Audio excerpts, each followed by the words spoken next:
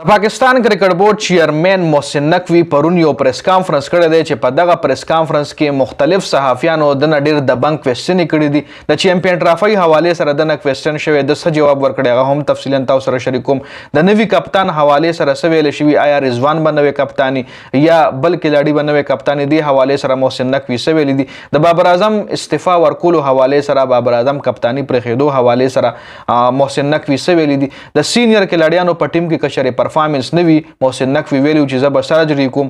هغه سرجري پاتې شوه. د هغې حوالې سره ته هم یو صحافي پوښتنه کړې ده، د هغې جواب محسن نقوي څه ورکړی دی. او که چېرې سینیر کلاړیان د ټیم نه ډراپ آوټ کېږي نو د سینیر کلاړیانو په ځای آیا موږ سره داسې جونیئر شته چې هغوی د هغوی ریپلیسمنټ وکړي. نو په هغې باندې هم د محسن نقوي یو زبردست جواب راغلی چې دا ټول تفصیلات در سره په دې ویډیو کې شریکوم. نو ویډیو خپله هم مکمل وګورئ او مخکې ملګرو سره ضرور شریک کړئ. ټول لومړنی چې کوم بیان د بابر اعظم حوالې سره دی په هغې باندې خبره کوو، ځکه بابر اعظم کپتانۍ نه استعفا ورکړې ده. او دې محسن نقوي وی چې 2025 پورې به بابر اعظم کپتان وي د چیمپئن ټرافۍ پورې. چیمپئن ټرافۍ نه پس په فیصله کوو چې کپتان څوک دی. نو صحافي ته پوښتنه وکړه چې تا خو وی چې 2025 چیمپئن ټرافۍ پورې بابر اعظم کپتان دی، اوس هغه استعفا واغېسته. نو دې حوالې سره د ستا څه خیال دی؟ نو محسن نقوي ورله ووي چې دې حوالې سره زه هېڅ نشم ویلی، ځکه دا د هغه خپل چوایس دی. که چېرې هغه کپتاني نه پرېښه نو موږ هغه کپتانۍ نه لرې کولو. بابر اعظم په خپله کپتاني پرېښې ده او څه مایند سیټ سره یې پرېښې ده، دا به بابر اعظم له پته چې د هغه راتلونکي پلاننګ څه دی، په کم پلان باندې خپل کیریر شروع کوي، اوس ایز کلاړي شروع کوي یا راتلونکي ټایم کې هغه دوباره کپتاني ته راځي. دا د هغه خپل مایند سیټ ته او د هغه پلان د دې حوالې سره محسن نقوي وي چې زه هېڅ نشم ویلی. د چیمپئن ټرافۍ حوالې سره محسن نقوي دا بیان جاری کو چې چیمپئن ټرافۍ له به انډیا ښکاره خبره ده چې راځي به پاکستان ته، او انډیا سره څه ریزن نشته چې پاکستان ته د نه راتلو نه انکار وکړي. مطلب پاکستان کې داسې څه مسایله نشته او کم ګراونډز چې کوم دي هغه به چیمپئن ټرافۍ پورې تیاریږي.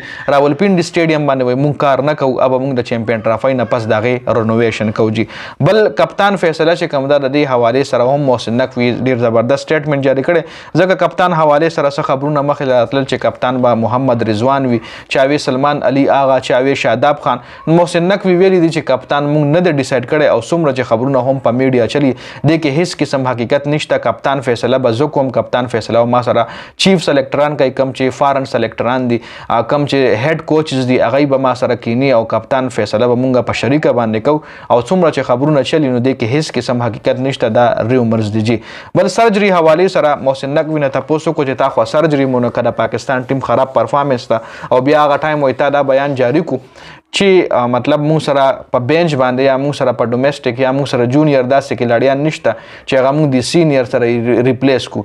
لکه بابر اعظم په ځای موږ کم کلاړي راولو، شاهین په ځای موږ کم کلاړي راولو، فخر زمان په ځای موږ کم کلاړي راولو، یا رضوان په ځای. نو موږ سره د دې ریپلیسمنټ نشته، په دې وجه باندې موږ سرجري ونه کړه. نو اوس خو تا ډومestic کرکټ کو، ډومestic چیمپئن لیګ په پاکستان کې وکړو، نو آیا دغه ډومestic چیمپئن لیګ نه تاله نوې جونیئر نوي کلاړیانو کې څه کلاړي میلاو نه شو چې ته پاکستان ټیم ته راولې؟ نو په دې وله محسن نقوي وي چې ښه کلاړیان ماله میلاو شوي او ما نوټ کړي هم دي او ما باقاعده د هغوی نومونه هم هیډ کوچز له او چیف سلیکټر له ورکړي دي. او هیډ کوچز او چیف سلیکټر وایي چې نه مونږ د زوړ پلاننګ سره ځو، ډایرکټ مونږ په ټیم کې غټ چینجز نه کوو، هغه مونږ له بارې پرېوتی شي، مونږ به رفته چینجز کوو او فلحال مونږ هم په زوړ پلان باندې ځو، زوړ سیټ اپ سره ځو. دا د هغوی فیصله ده. چونکې ما پکې کلاړیان سلیکټ کړي هم دي، راتلونکي ټایم کې به هغوی تاسو ټیم کې وینئ، خو په ټایم بای ټایم لکه ډایرکټلی اچانک مونږ ټیم کې داسې غټ کلاړي نشو ډراپ آوټ کولی او غټ مطلب یو جونیئر کلاړي نشو ان کولی. نو دا محسن نقوي پرون یو پریس کانفرنس راغلی، ډېره زیاته مننه د ویډیو کتلو. والسلام.